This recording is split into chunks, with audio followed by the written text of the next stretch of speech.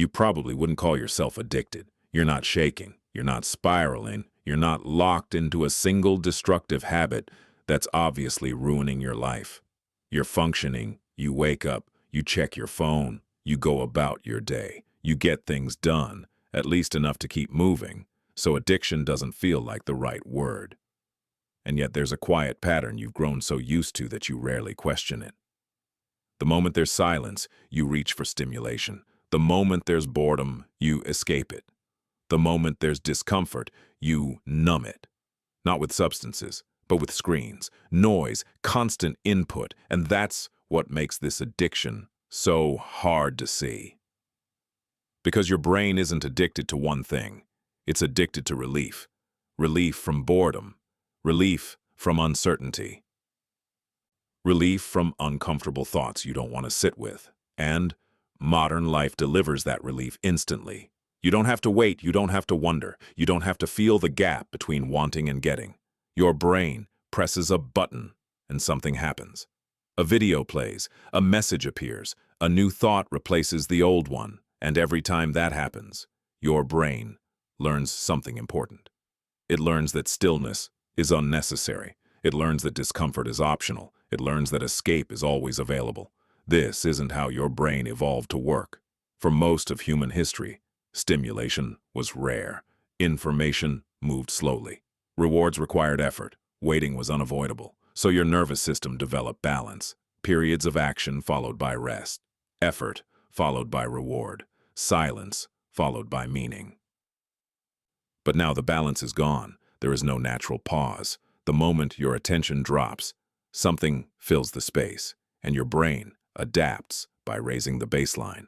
What once felt stimulating now feels neutral. What once felt exciting now feels dull. So you increase the dose. More scrolling, more content, more background noise, more multitasking. Not because you want pleasure, but because you want to feel normal. This is the part most people don't realize. Addiction isn't always about chasing highs. Sometimes it's about avoiding lows, avoiding the flatness, avoiding the restlessness, avoiding the quiet discomfort that creeps in when nothing is demanding your attention. So you stay occupied, busy but not fulfilled, stimulated but not satisfied, and slowly your attention span shortens. Depth becomes harder to access. Focus feels exhausting. You start something, a book, a project, a conversation, and feel the urge to switch before it has time to unfold. Not because it's boring, but because your brain has been trained to expect novelty on demand. This is why long-term goals feel heavier than they used to. This is why pleasure fades quickly. This is why silence feels loud. Your brain has become dependent on constant input to regulate itself.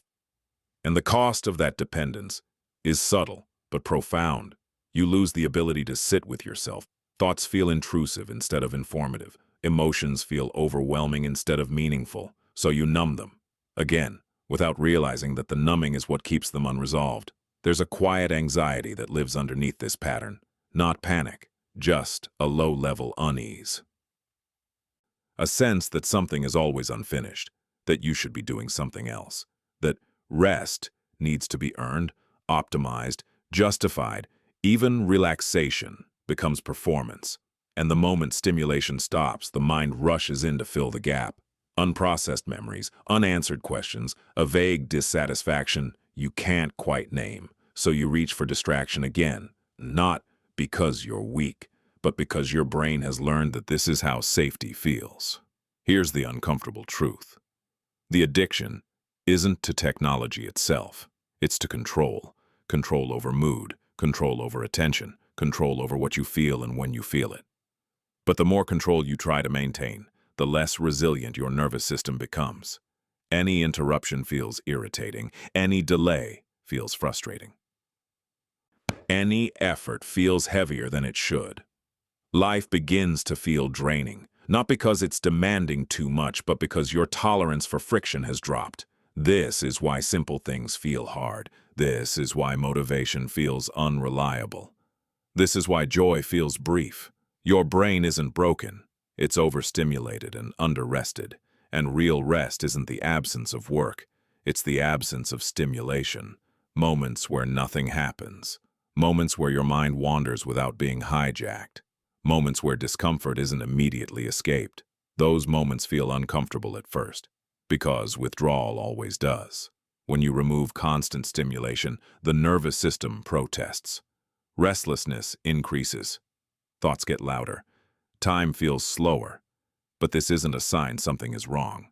It's a sign your brain is recalibrating. Slowly, sensitivity returns. Small things feel richer. Attention deepens. Silence becomes less threatening. Not because life changed, but because your relationship to it did. This doesn't require extremes. It requires awareness. Noticing when you reach for stimulation automatically. Allowing boredom to exist without fixing it. Letting moments be unfinished. Letting your brain remember how to regulate itself. Because beneath the habits, beneath the constant reaching for something else, your mind still knows how to be present. It's just been outsourced for too long. And once you see the pattern, you can't unsee it. Not to judge yourself, but to choose consciously whether you want your attention back.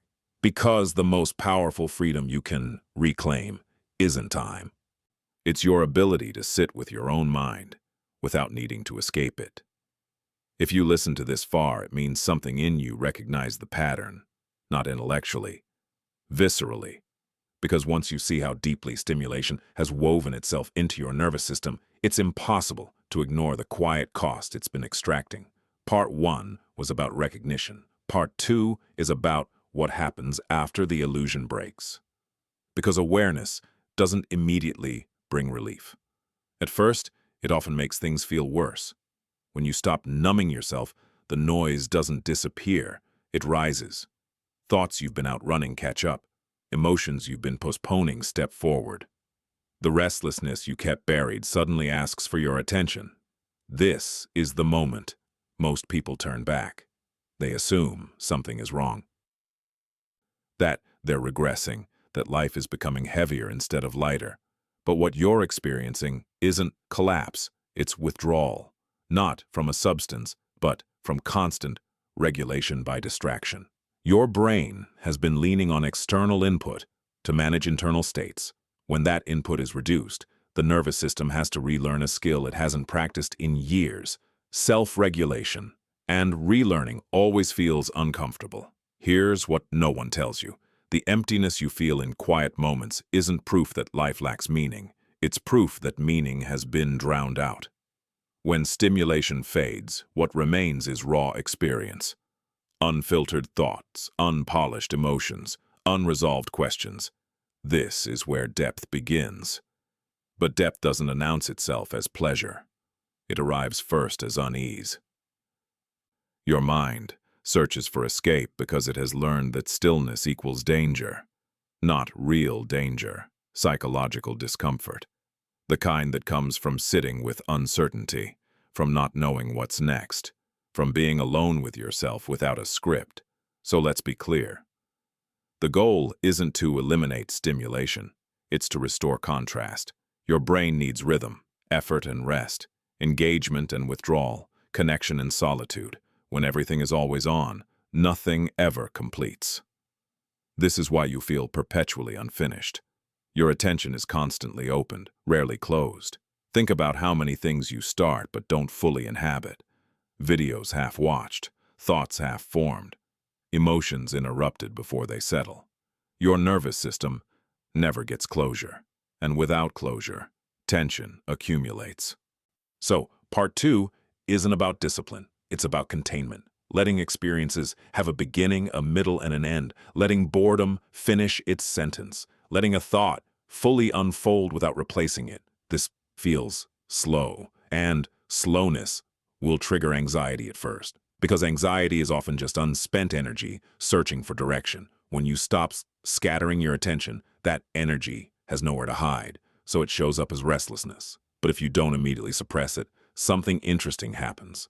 The restlessness turns into clarity, not all at once, in fragments. You start noticing what actually drains you, what you've been tolerating instead of choosing, what desires were never yours to begin with. This is where identity begins to reorganize, because addiction to stimulation doesn't just affect mood. It fragments the self. You become a collection of reactions instead of a coherent inner direction. Reclaiming attention is how you reassemble that coherence.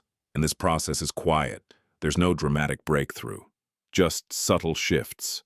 Moments where silence feels less hostile. Moments where focus stretches a little longer. Moments where pleasure lingers instead of evaporating. This is sensitivity returning. Not hypersensitivity, attunement. Your nervous system relearning how to register nuance. The joy here is softer, but it's real. It doesn't spike, it settles. And because it settles, it stays. One of the most difficult truths to accept is this. Your discomfort is not an obstacle to healing. It is the path. Every urge to escape is an invitation to understand what you're avoiding. Every moment of boredom is your brain stretching muscles it forgot it had. Every wave of restlessness is energy returning home. And this isn't about becoming productive. It's about becoming present. Because presence is what allows life to register. Without it, even the best moments blur together. With it, even simple moments gain weight. You don't need a different life. You need a different relationship with attention. One where you don't abandon yourself the moment things go quiet. One where you trust your mind enough to sit with it. Because the freedom you're looking for isn't in more stimulation. It's in realizing you no longer need it to feel okay.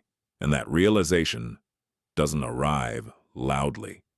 It arrives as a quiet steadiness, a sense that you're no longer running, not because life slowed down, but because you did. By now something has shifted.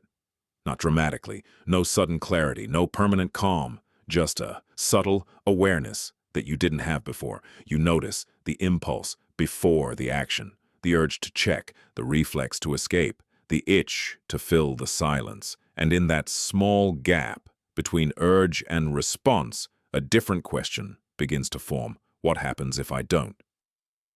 Part 3 is about that space. Not the version of you that has everything figured out, but the version that stays. Because staying is the hardest part. When you don't reach for stimulation, you're left with something unfamiliar. Time, unstructured, unoccupied. And time, when it isn't filled, has a strange way of revealing things. You start noticing how much of your life has been lived in anticipation rather than presence, waiting for the next notification, the next achievement, the next version of yourself that will finally feel complete. This is the quiet addiction beneath all the others, the belief that fulfillment is always somewhere else, so your mind keeps leaning forward, never landing. Part 3 is where that leaning begins to soften. Not because you force yourself to stop, but because you realize how exhausting it's been. There's a moment that often arrives unexpectedly. You're sitting somewhere ordinary, no phone, no music, no background noise, and instead of panic, there's a brief neutrality. Nothing special, but nothing missing either. That moment is easy to overlook, but it matters, because it's the first time your nervous system experiences safety without stimulation. And once that happens, something fundamental changes. You stop seeing silence as emptiness. You start sensing it as space. Space for thoughts to slow down instead of collide. Space for emotions to exist without needing explanation. Space for your inner world to reorganize itself. This is where attention becomes an act of respect. Not something you discipline, something you offer. You begin choosing fewer things, but engaging with them more fully. One conversation, one task, one moment. And because your attention isn't split, the experience deepens, not louder, deeper. This is the kind of depth modern life rarely encourages. It doesn't look impressive, it can't be easily shared, but it changes how life feels from the inside. You start noticing pleasure that isn't sharp, warmth instead of spikes, contentment instead of excitement. And at first, this can feel disappointing, because excitement is familiar. But excitement always asks for more.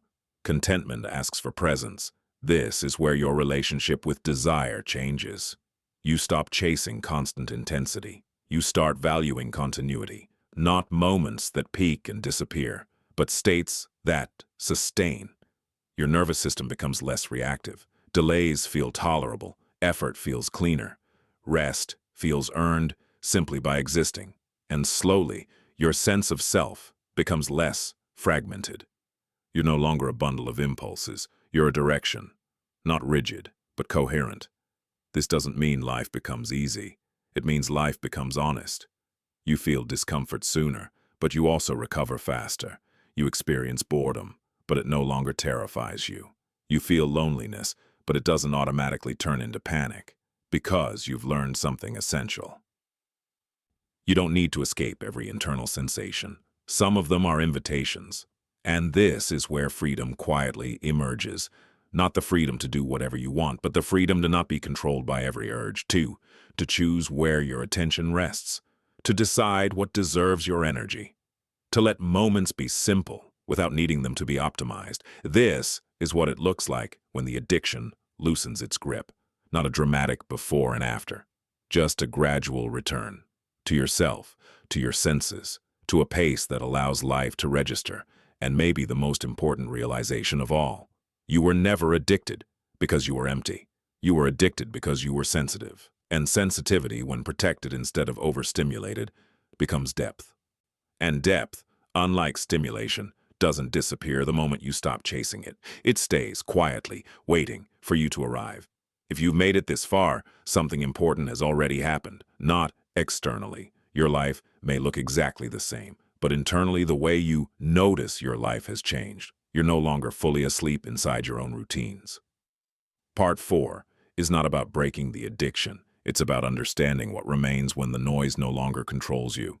Because when stimulation loosens its grip, a deeper question emerges, one that most people avoid their entire lives. Who am I when I am not being entertained?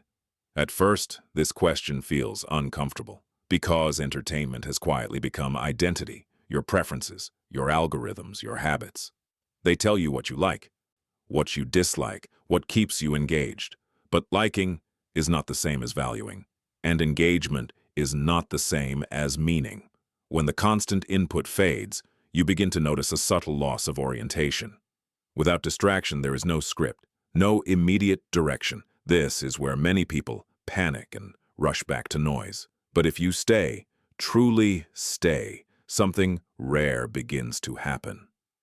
Your inner world starts speaking in a language you forgot how to hear. Not in sentences, in sensations, tension in the chest, restlessness in the body, a heaviness behind certain thoughts. These signals were always there.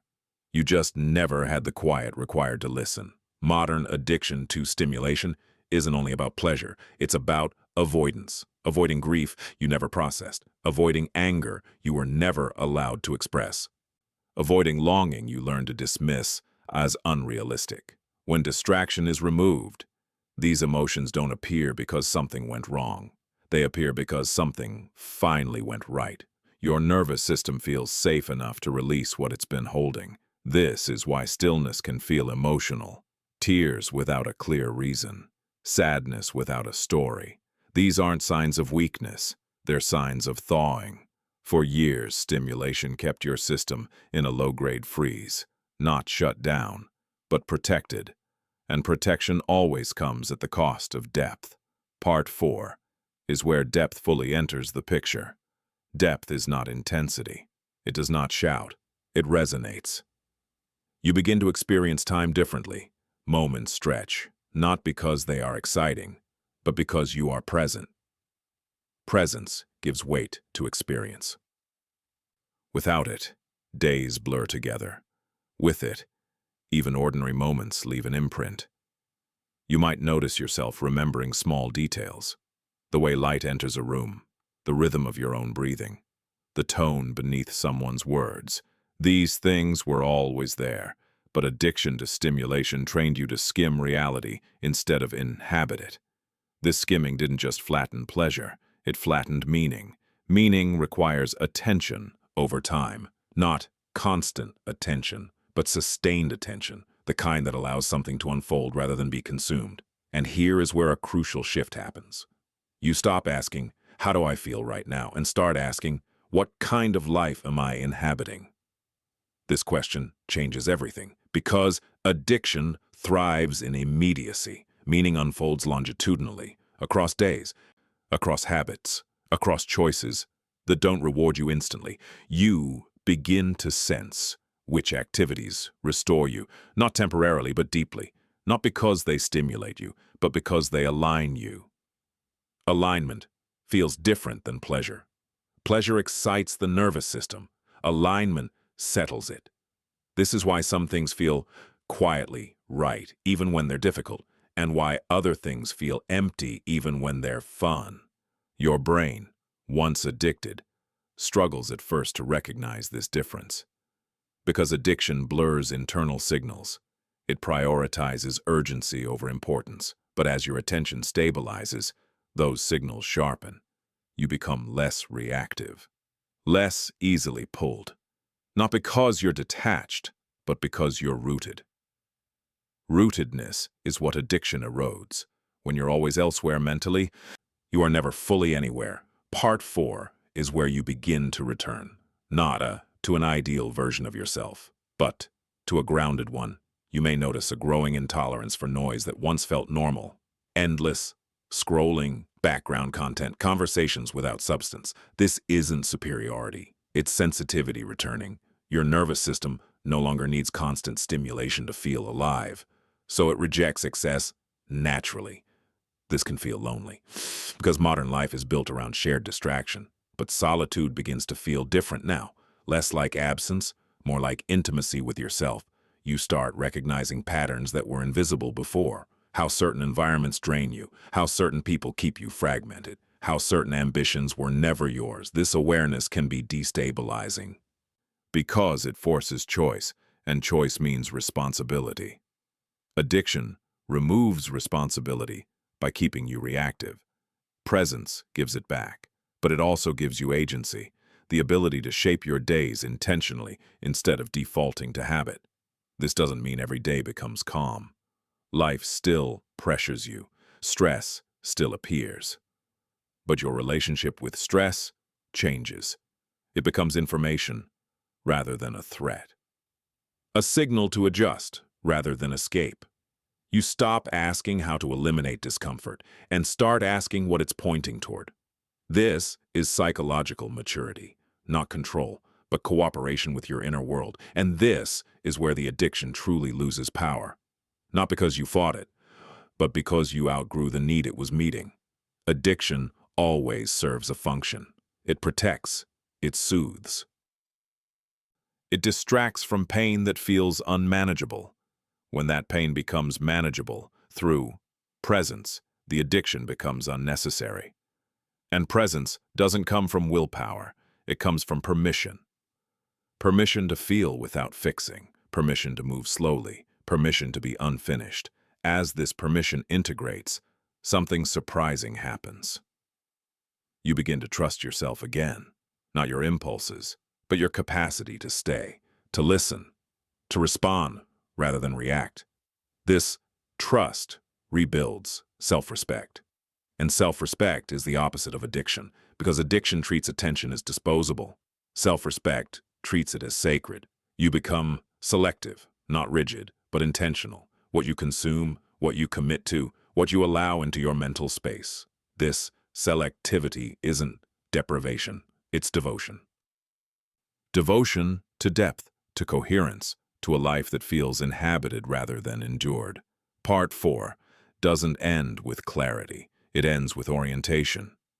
A quiet sense of direction, not toward constant happiness, but toward authenticity. And authenticity feels steadier than pleasure. It doesn't spike, it grounds. You begin to live less from craving and more from alignment, less from urgency, more from intention. This is not a dramatic transformation. It's a return, a remembering that your mind was never meant to be fed endlessly. It was meant to be lived in. And when you live inside your own attention, rather than outsourcing it, something fundamental settles. You stop asking for life to distract you and start allowing it to speak, quietly, slowly, honestly. Hooray.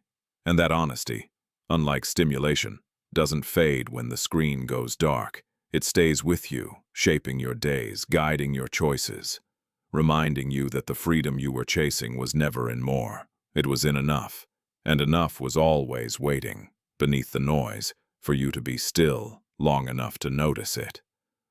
And maybe that's the quiet truth behind all of this. Your brain was never addicted because you were weak.